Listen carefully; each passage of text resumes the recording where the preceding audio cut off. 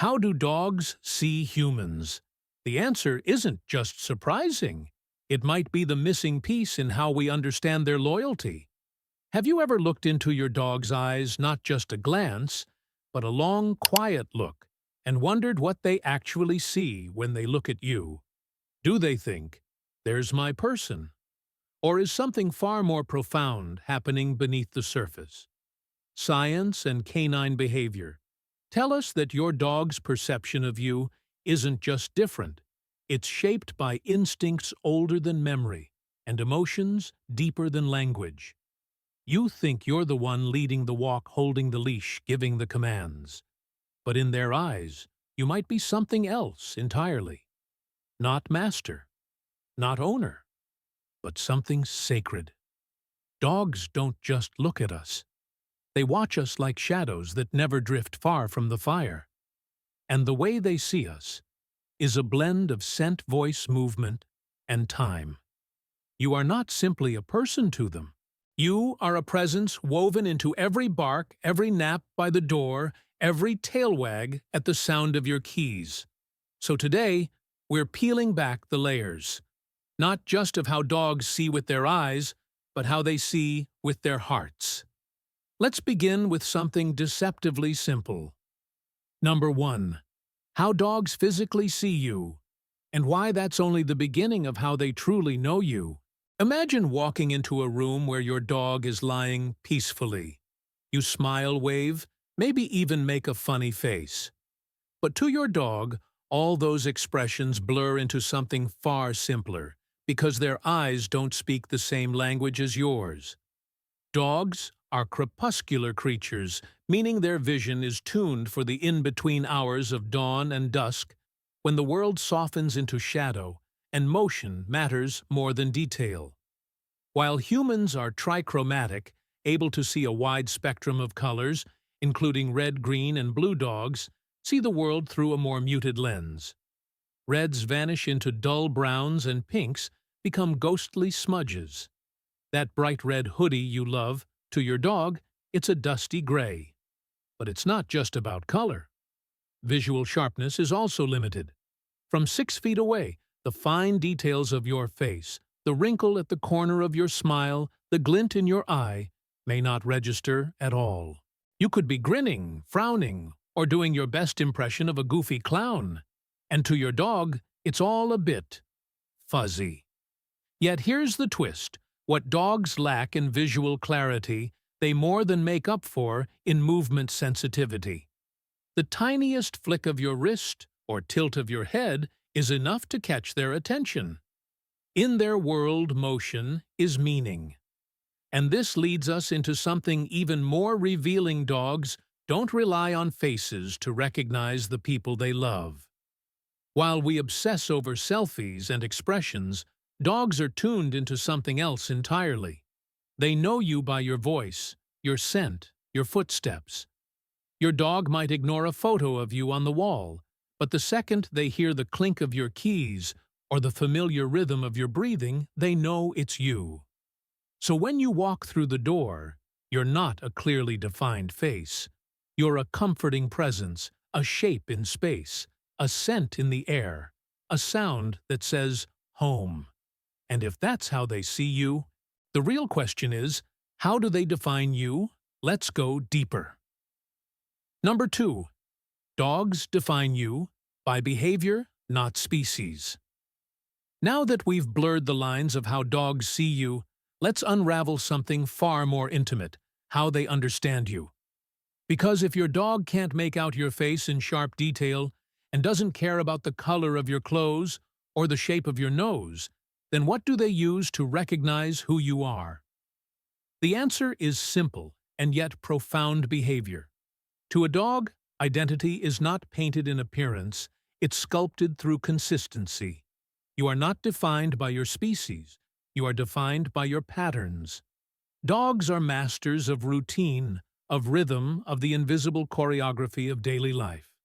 They memorize the creak of your floorboards, the cadence of your voice when you're happy or tense, the way you close the door at night.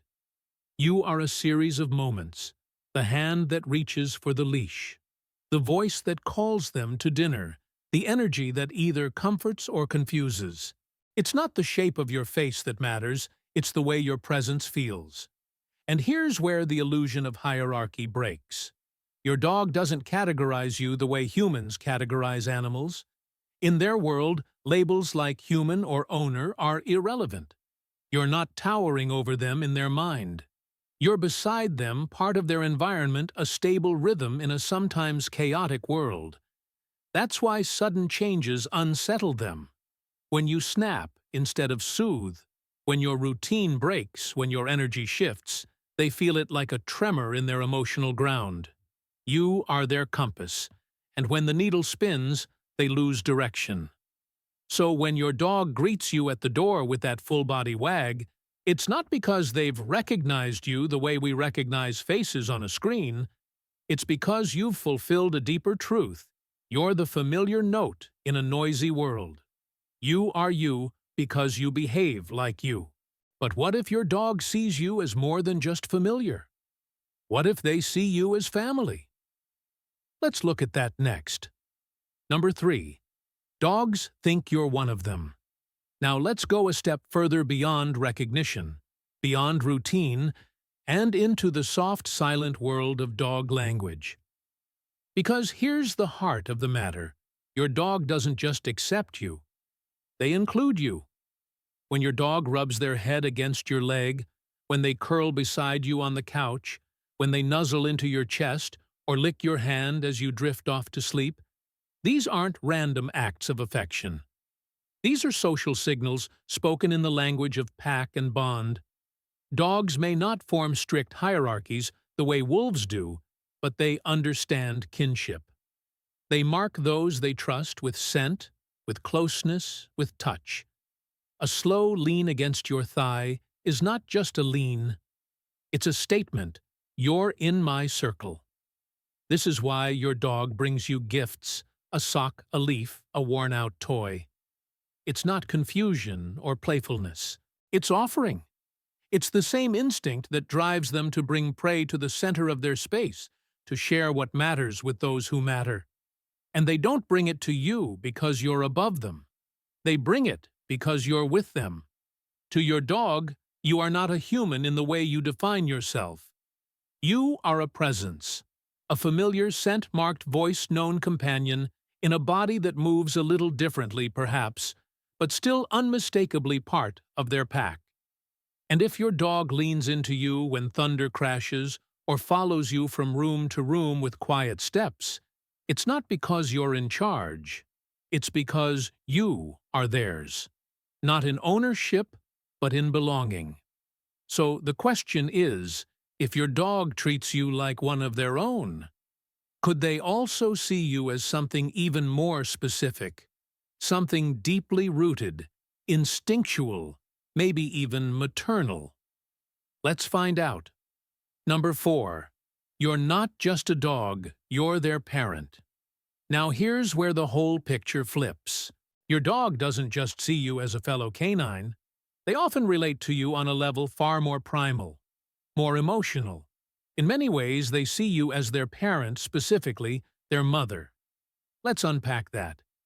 When a puppy is born, their entire universe is warmth, touch, voice, scent. The mother is not a figure of authority. She is comfort. She is safety. She is everything. And even as dogs grow older, those early attachments don't disappear. They echo softly but powerfully into their adult lives. So when your full-grown dog kneads at your lap or curls tightly against your chest, they're not just being cute. They're reactivating the earliest memory they have of love. When they whine at the door as you leave or follow you from room to room like a shadow afraid to fall behind, it's not about dominance. It's about dependency. You are the sun in their sky, the presence that holds their world together. And here's the part most people miss. When dogs lick your hand or rest their head in your palm, they're not only showing affection. They're engaging in nurturing behaviors once shared with their mother and siblings. You are not just a friend. You're the anchor, the comforter, the one they return to when the world feels strange. This bond isn't learned through training or reinforced by treats. It's wired in. Emotional memory tied to scent, sound, and safety drives them back to you again and again, like waves pulled to the shore. But if dogs see you as a parent, what does that say about how they regulate their own emotions? What happens when your feelings shift? The answer may surprise you. Number 5. The dog-human bond is personal, not instinctual. Some still believe that dogs only care because we feed them, that their loyalty is a transaction, their affection a byproduct of convenience. But step into the quiet moments, and you'll find a truth that runs far deeper.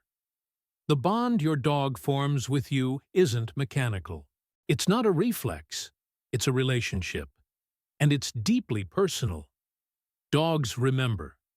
Not in the way we recall birthdays or names, but through energy-emotion repetition.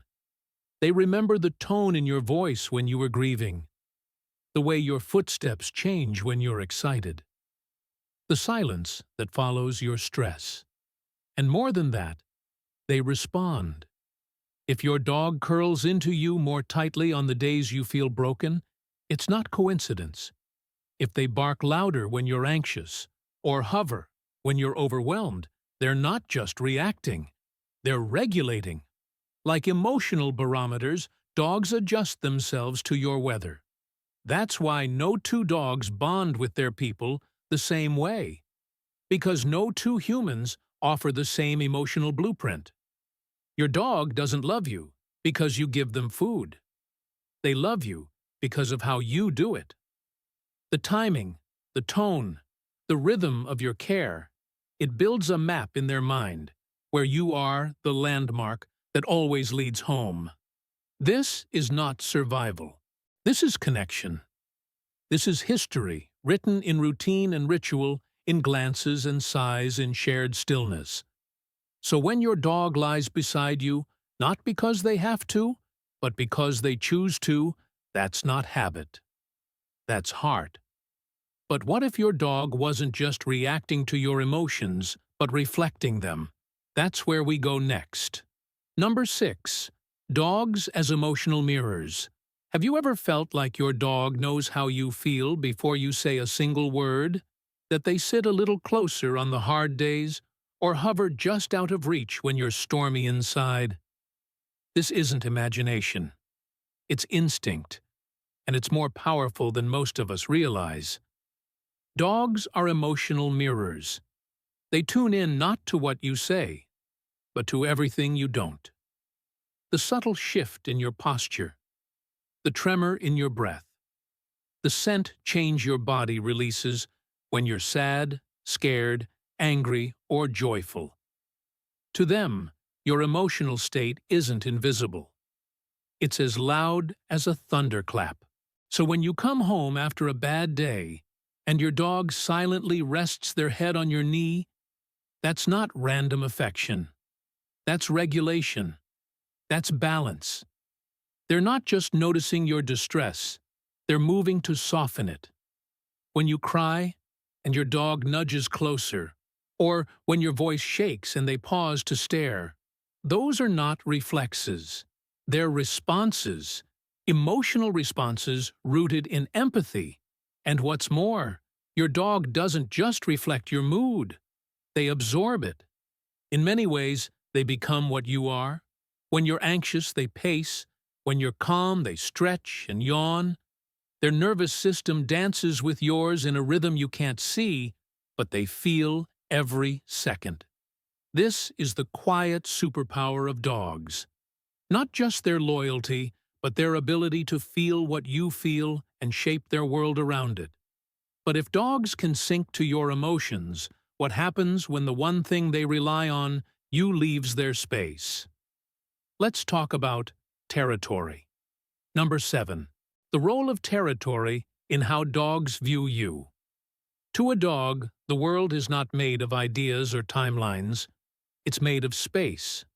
And in that space, you are not just a presence, you are part of the architecture. a moving pillar of safety, a breathing corner of the room. Dogs don't merely occupy a home, they map it. Every hallway is a path. Every couch holds history. Each rug is a memory of warmth, a scent, a moment. And within this world, your position matters. You are the heartbeat of their territory, the one who completes the layout. That's why when you move through the house, they follow like silent sentinels. They're not being clingy. They're recalibrating. Because your dog doesn't just exist in your home, they exist in relation to you inside it. So when you leave, it's not just absence. It's a fracture, a gap in the blueprint. Some dogs wait by the door not because they're impatient, but because without you, the structure feels unfinished. When you come back, they don't greet you like a missing friend. They greet you like a puzzle piece that restores order. They sniff you, circle. You check you just like they'd inspect a corner of the yard that had been disturbed. This emotional mapping explains why even subtle shifts, like packing a suitcase or changing a daily routine, can unsettle them. You aren't separate from their space. You are the space, or at least the anchor point that gives it meaning. But beyond scent and presence, your dog reads something even quieter, something deeper than walls and floors. They read you through your body. Let's explore how. Number 8. How dogs interpret your body language. Words may be our primary language, but for dogs, movement is everything. Long before they understand commands, they understand your shape in space, how you rise, how you sit, how your shoulders sag when you're tired or straighten when you're angry. You are a living landscape, and they read you like weather. When you approach slowly, arms relaxed, voice soft, they know. Not because they translated your words, but because they felt your intention. Calm posture is safety. Stillness is peace. But raise your hand too fast, lean over too sharply, and you've become a storm cloud whether you meant to or not. Dogs are not reading your thoughts. They are reading your rhythm. That's why you don't need to shout to scare them, or speak to reassure them. You can whisper with a glance, comfort with a sigh, signal playfulness with the bounce of a knee. Their eyes see more than outlines. They see your energy. And this skill isn't learned, it's ancient. In the wild, survival depends on interpreting body language quickly and correctly.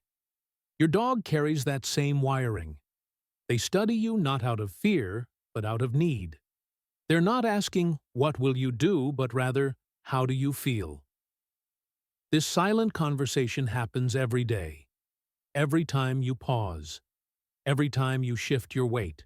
Every time your breath quickens or slows.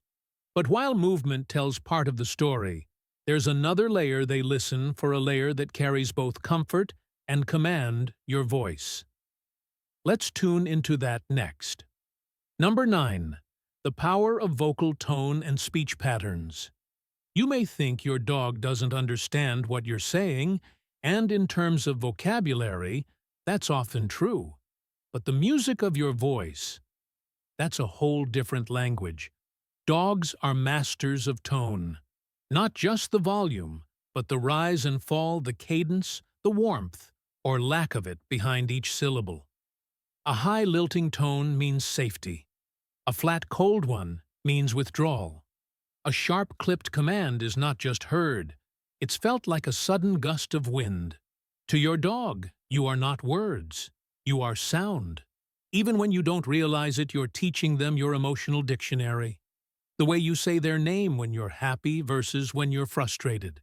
The softness of bedtime stories, the tempo of playtime chatter, the tension in your throat when you're afraid. These things live in their memory, etched like trails in a familiar forest. That's why a dog might react to your voice before your body moves. They've learned to read the weather in your tone long before the storm or the sunshine arrives. And over time, your voice becomes more than recognition. It becomes identity, a signature, one that wraps around them like a blanket in the dark. So when you speak to your dog, in joy, in sorrow, in habit, you're not just communicating, you're building, reinforcing bonds that no command could ever match. But what happens when those bonds become attachment styles, patterns that shape how your dog handles stress, change, or even separation? That's where we're heading next. Number 10. Attachment styles in dogs. Beneath the wagging tails and eager eyes lies something quietly profound, your dog's emotional blueprint. It's not just about how they act when you're near, but how they feel when you're gone. And those patterns, they're not random. They're attachment styles.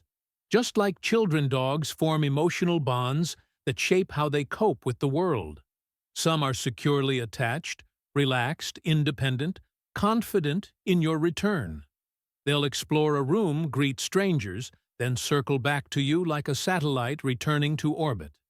Others become anxious, always watching, always waiting, as if every step you take might lead to a goodbye that doesn't come back.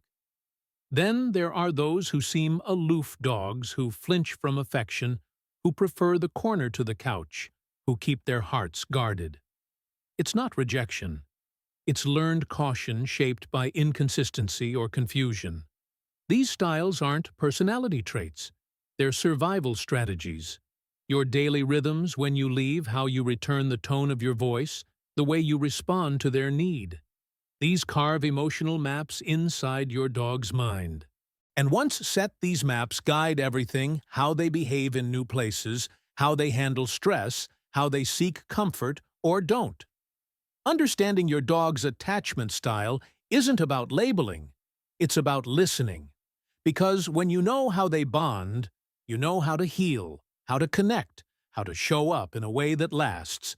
But if all of this reveals how deeply dogs can love, then why do so many people still think they don't?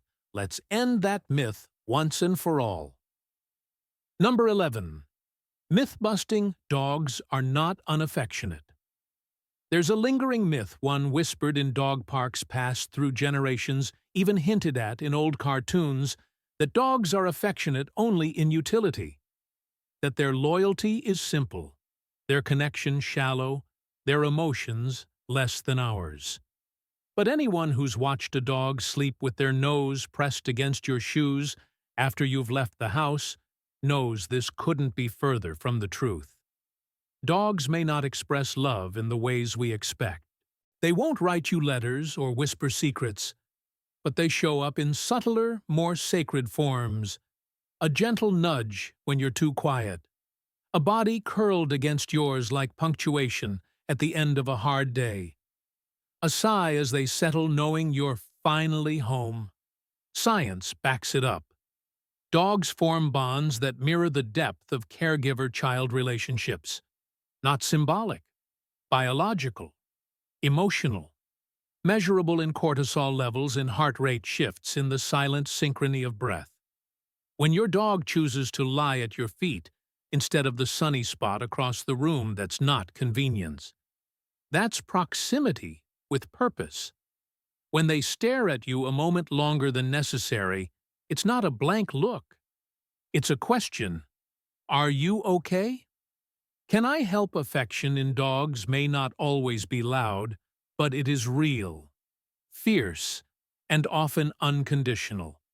So next time someone tells you dogs only care when it's feeding time, you'll know better. And if there's still doubt, maybe their dog hasn't had the chance to love that deeply. Maybe they haven't learned to listen yet. But you have. So now let's look at the everyday stories, the small, strange moments that say everything words never could. Sometimes it's not the grand gestures that reveal how deeply your dog loves you. It's the small, strange moments, the ones so easy to overlook. Like when they jump onto your laptop right as you're typing something important. Not to sabotage your work, but to say, "Notice me. I miss you." Or when they bring you a sock, A leaf, a toy, with one eye, missing gifts in their world. Offerings from a heart that doesn't need wrapping paper to express devotion. There's the story of the dog who sat beside the front door for 2 days after their person left for a weekend trip, refusing to eat, refusing to rest until the sound of the key in the lock broke their stillness. Or the dog who slept on top of a suitcase the night before a flight, as if by laying their body down, they could anchor you to the floor, keep you from leaving. These aren't tricks. They're truths. Each one a snapshot of emotional memory of shared time of invisible strings that stretch across distance and silence and longing. Every dog owner has one. A story that felt silly in the moment, but stayed like a fingerprint on the heart. The time they licked away a tear.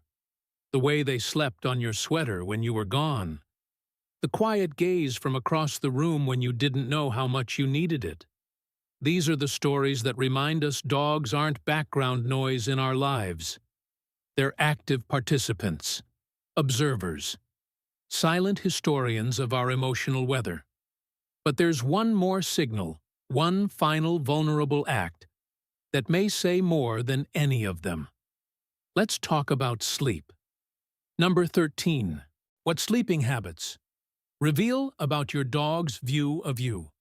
If you want to know how your dog truly feels about you, don't watch how they play. Watch how they sleep. In the wild, sleep is vulnerability. To lie down is to surrender. To close one's eyes is to risk what the world might do in your absence. So when your dog chooses to curl up beside you, belly exposed, spine against your back, breath synced to yours, that is trust in its most primal form. They aren't just napping, they're anchoring. In that moment, your heartbeat becomes their lullaby. Where your dog sleeps reveals where they feel most safe. At your feet, at your door, on your pillow.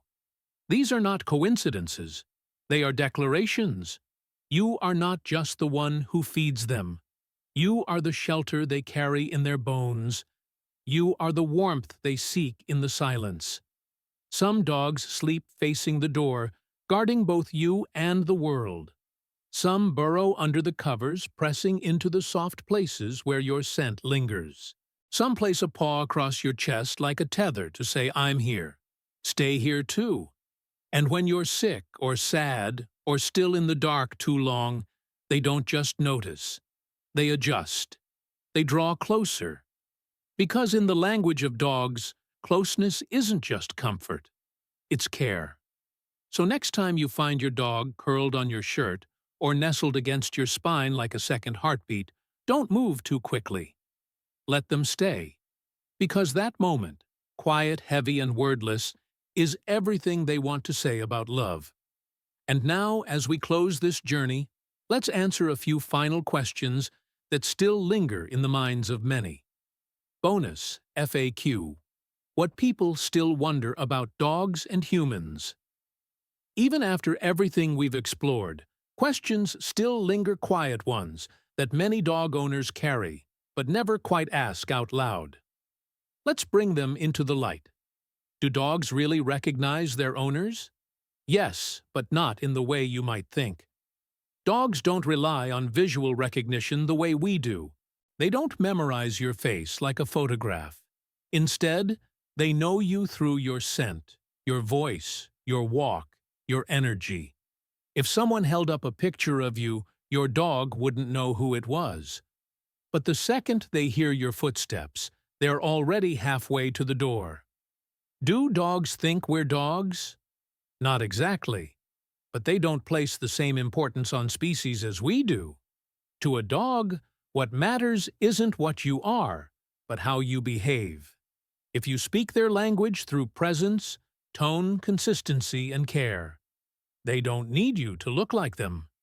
You've already become part of their pack. Why does my dog stare at me? It depends on the stare. A soft gaze, especially followed by a slow blink or a deep sigh, is a sign of trust, bonding, even affection. It's like saying, "I see you, and I feel safe." A hard stare might mean they're curious, waiting, or asking you to notice something. Either way, they're not just watching. They're communicating. Why does my dog follow me everywhere? Because you're not just a person. You're their compass, their caretaker, their emotional anchor. Following you is less about dependency and more about proximity to peace. Why does my dog sleep on me?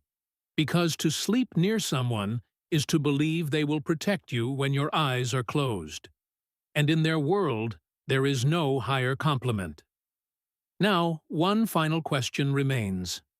One that sits quietly in every goodbye, every reunion, every shared glance.